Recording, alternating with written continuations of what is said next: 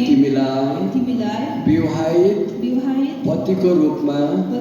परमेश्वरको आज्ञा अनुसार ग्रहण गर्दैछु जबसम्म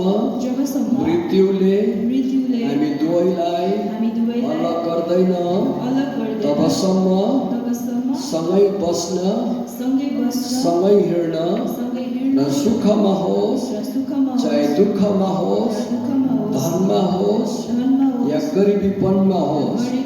रोग होस् या आरोग्यता म तिमीलाई सधैँ आफ्नो बनाइराख्नेछु परमेश्वरको अघि र यहाँ उपस्थित भएका गवाहीको अघि मैले यो बोलेको वचन पुरा गर्नेछु।